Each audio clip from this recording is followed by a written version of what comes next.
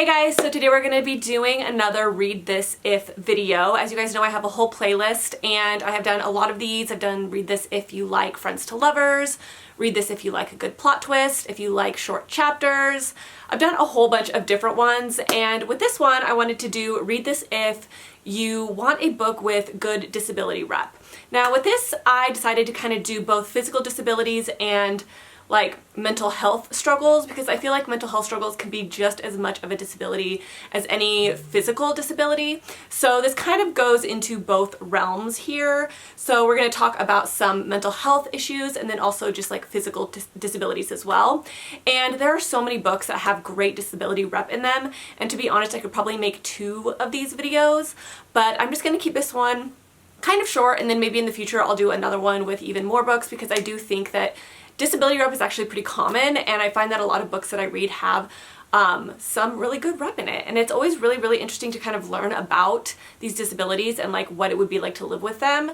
And I love a book with disability rep because it's just interesting to me to learn what these people go through with said disability. So the first book that I want to talk about is The Bone Houses, and this is by Emily Lloyd Jones, and I read this a few years ago, and this book actually has a character. It's not the main protagonist, but it's her love interest, and it was actually really well done. It was, I feel like, pretty subtle, like it wasn't overdone, but you definitely got to kind of see inside the life of somebody that has chronic pain and how it would affect them. So it's really interesting to see them, you know, going on this mission together, going on this journey together, but seeing how his chronic pain kind of affects him, and also how it affects her, and how she kind of helps him, and just kind of how it affects their overall journey and things like that. So I thought it was really interesting, and it was a really interesting addition to the story. And from what I do remember from this story, I really liked the end. I remember the ending was very hard-hitting, and I really thought it like rounded out the whole story. So if you're looking for a character with chronic pain, this is a great one. The next one I'm going to talk about is a book that I actually donated. I don't have it anymore, but I owned this book for a very long time, and it is Turtles All the Way Down by John Green, and I think that this is a movie now. They made it into a movie. I haven't seen it, but this is about a girl who has really bad obsessive compulsive disorder, and with her OCD, she deals a lot with germs and her fear of germs. So that's kind of where her OCD kind of sits, but OCD is one of those disorders where it's a very big spectrum of what you can see with OCD, but her specifically is germs. And basically with this story, it's kind of about her trying to solve a mystery in the town that she lives in, but her inability to kind of focus on this mystery and solve it because her OCD is so bad and so severe. So it's a really good story. I think even if you don't have OCD but you have a lot of anxiety, I think this would also be really good for you as well. So the next book is Gallant by V.E. Schwab, and this is another book that I got rid of because it just wasn't like for me personally. So this book has a main character that has mutism, and this book was a YA read. I think the main character is like 16 in the book, but for some reason with this particular book, the main character comes across as maybe like 11. It definitely gives more middle grade vibes than YA vibes, and I think that that's maybe why I didn't jive with this book. I think maybe a younger kid would like this, maybe like a 12-year-old, 13-year-old might really like it. But if you're looking for a book with mutism, this definitely has a great rep in it. So the next book that I want to talk about is a book that I read on, this was an Audible read for me. And this is a book that you can only get on Audible, like it's an Audible original. But it is Sweet Talk by Cara Bastone is who it's by. And I think this is only on Audible. I might be wrong. So if you want to read this, definitely check Kindle. But this book was really surprising to me. So this was really cute. It was a very short, quick read. And this book has really good dyslexia and ADHD rep in it. So this book is about these 2 strangers. They're both kind of insomniacs. And the main character accidentally calls this guy by accident in the middle of the night.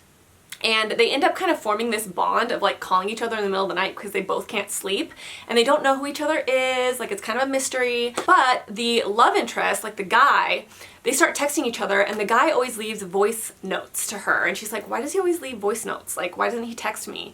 And he, like later in the book, mentions that he has really bad dyslexia, and he sometimes is embarrassed, like he doesn't like to text people because his spelling is so bad. And it definitely talks about his dyslexia struggles and also his ADHD.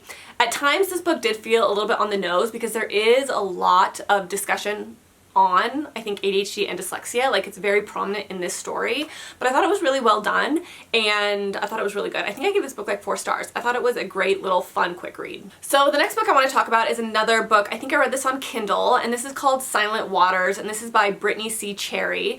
And this is one of those books that I would always see around, and I always like the cover. Like, I don't usually love like hot guys on the cover of books, but this guy's hot, and I remember thinking, what is that book about? And I think I saw on like TikTok or something, somebody said like this is one of the best romances ever, like you have to read it, and that's why I ended up reading it. So this book is actually about a main character who also has mutism. So she had something really traumatic happen to her in her life, and after that really traumatic experience, she could no longer speak. Like, she just went mute and she wouldn't talk to anybody. And she has this childhood best friend, and they're really, really close, and this is kind of like childhood friends to lovers type of thing. And it's a really, really, really cute and very endearing story. Highly recommend. I don't talk about this book very often. Like, I feel like I never have a reason to bring this book up, but it does have very good mute rep in it. So the next book I want to talk about is a book by an author that I usually love. I love some of her books better than others, but this one I really liked because it had really, really good social anxiety rep in it. So this is Blade of Secrets by Tricia Levenseller, and I think, did she make a second book of this? I don't know. I think she may have. I think she wrote a sequel, but I'm not 100% sure. Don't quote me on that. But this is a fantasy novel about a girl who is a like ironsmith, like she makes weapons and stuff like that, and she has horrible, debilitating social anxiety. And she's able to wield like these magical weapons, and these weapons, like, she can wield anything and she can put like powers into the weapons, and so people pay her tons of money to create these weapons. And she developed this sword called the Blade of Secrets, and what ends up happening is she is needed on like this mission, like a little bit of a romance in it, and she has to go on this mission with these people, and she's terrified because her social anxiety is so bad, and she like doesn't want to go because she just is so fearful and anxious to talk to people. And so she brings her like cousin, I think, along with her, and it kind of shows her just entire journey and her experiencing everything with debilitating social anxiety. It is such an interesting read, and like I said, I love characters with disabilities like this because I think it's so interesting to see life with a character that struggles with stuff like this, right? They're not just your basic character, and it's so interesting to see into someone's life. And this was really, really good, and if you ever feel like you struggle with social anxiety, which I have social anxiety for sure, then you will really relate to this because there's a lot of talk about her disorder and her disability and how it affects her in her daily life. So highly recommend this one. Okay, so this next book is one that everybody knows about, but I had to say it because it is, I think, a good one for Ehlers-Danlos syndrome, which I don't know much about Ehlers-Danlos syndrome, but I do think that the character in this book suffers from that, and that is Fourth Wing. Now, like I said, I don't know much about this disorder, but I do know that they suffer from like weak joints and some chronic pain and things like that. And it doesn't come out directly and say that that's what she suffers with, but I think a lot of people say that that's kind of her disability, I think. And she deals with a lot of issues with her joints. She's very weak and kind of fragile, and she can't do a lot of like heavy fighting and things like that because of her disability. And so she has to use her smarts and her intellect to kind of get out of difficult situations. Now, I have not read the second and third book, and I don't think I'm going to. I think I gave this book 3 stars. It wasn't my all-time favorite, but I know a lot of people that liked this one absolutely love the rest of the series. So don't take my word for it, but if you are interested in something like that, this is a great one. So the next one is a book that I actually unhauled as well, and it is Fish in a Tree by, I don't know her name, but this is your basic dyslexia book, and this is a middle grade book, and it kind of talks about a girl who is in school and she struggles so badly with reading, and she can't get it, and she's teased a lot for it, she's made fun of a lot for it, and she doesn't know what to do because she's not been diagnosed yet with dyslexia, and teachers just kind of brush her to the side until one specific teacher kind of like takes her under their wing and helps her, and she ends up getting like special education, and she ends up thriving, and then she learns that dyslexia isn't actually necessarily a curse. It can actually be a blessing depending on how you look at it, which is so true. Like, I've done so much research on dyslexia. I've read entire books about it, and it's one of the most fascinating things ever. I've told you guys to read The Dyslexic Advantage. After I read that book, I'm like, wow, dyslexia is crazy. Like, that's such an interesting audiobook. Like, even if you don't have dyslexia, it's an interesting audiobook. But yeah, it's a very, very good read, and it's kind of like your basic middle grade, like everyone knows about this book. So a lot of these books are really like old, and I can't remember the authors of these books because I read them literally in like 2018 or 2019, so long ago, so I don't remember the authors of a lot of these books. But The Kiss Quotient is a romance, and there's 3 books in this series. I actually only read the first one, but in this one, the main character is autistic, and she wants to fall in love. Like, she wants a partner and she wants to be in love, but she feels so awkward. She doesn't really understand how to date and be intimate with people. It's really hard for her to kind of get past that. And so she hires somebody to teach her how to do it. And it is so good. Like, this was such an enjoyable read. I don't know why I never ended up reading the rest of the books in the series, because this one was great. I think I gave this one 4 stars, I'm pretty sure. But this got really, really popular for a while, and I think that a lot of people would really appreciate this. So this has great autism rep, and like I said, I think the next 2 also have autism rep as well. So The Kiss Quotient by it's Helen Huang. That's what it is, Helen Huang, I think. So the next one is Life's Too Short by Abby Jimenez, and this is a book about a girl who has a terminal illness that was genetic. And this is interesting because I don't want to give it away, but I'll just say that most of the book is about a girl who has a terminal illness, and she's very, very afraid of like falling in love. She's kind of living like a YOLO type of lifestyle because she knows that she's probably going to have a short life, and so she's trying to fit as much into her life as she possibly can. So she's like a travel YouTuber, and she's like traveling all over the world, trying to just get as much into her life as she possibly can. And I think in this book what ends up happening is she ends up having to take care of her sister, like her deadbeat sister's baby. In the process, she ends up meeting her neighbor, who kind of starts helping her because she's like, I don't know what to do. So it's kind of about this woman who is dealing with a terminal illness and is very stressed about that, but then she ends up falling in love with this terminal illness. And it's a very, very interesting story. I love anything Abby Jimenez writes for the most part. And if you tend to be an Abby Jimenez fan, then I think you'll really like this as well. So really, really, really great book. Loved it. And of course, we have my all-time fave, Archer's voice. Now, Archer in this book is unable to speak. Not because he's mute, but because he damaged his vocal cords, and so he's unable to speak. And Archer becomes kind of a recluse, a hermit. He has no friends because nobody can speak sign language. And the main character actually moves to his town, and she meets Archer, and she starts speaking to him in sign language, and he's like, whoa, what's going on? And they end up building like a really amazing relationship in this. Oh my god, I love this book so much. It's so good. Highly recommend this one. And there's sign representation, so they do a lot of signing in this, and kind of his struggles being somebody that can't speak and feeling very alone because nobody can kind of converse with him, so he doesn't have a lot of friends. And it was just a really, really great book. I absolutely love this one. I need to reread it because it's just one of my favorites. So if you're looking for a really good, sweet love story, this is a great one. The next book is Yours Truly by Abby Jimenez. I love this one because this is another great one for social anxiety. So there is 2 characters in this book, the main character, like the main protagonist that we're following, and then the love interest that she meets. And her love interest has very, very, very severe social anxiety, and they work in this hospital together. And this guy is just anxious, so anxious, and they start writing notes to each other because he doesn't know how to like talk to her. This whole book was so well done. Like, Abby Jimenez really did it well. So many people I remember loved this book right when it came out. But Bree is so supportive of him in this book, which makes it so adorable. I remember there's this one scene where they had to go to like a party or like a baby shower or something, and they had to drive separately. And she got there first, and she texted him a picture of the parking lot because she knew that he gets parking anxiety. So she like sent him a picture of the parking lot and like where the parking spaces were or where the open places were and just stuff like that, like very, very, very respectful of his anxiety, and just, it was such a good book. Like I said, Abby Jimenez is one of my favorite romance authors. Like you can't go wrong with her, really. Definitely recommend this one. Great social anxiety rep. The next one is Tomorrow and Tomorrow and Tomorrow. And this book has like leg injury, chronic pain. He uses a cane, and this was a very interesting book. This is a very, very, very like soap opera like. So it's a very long-term story that goes over like years and years and years of these characters' lives.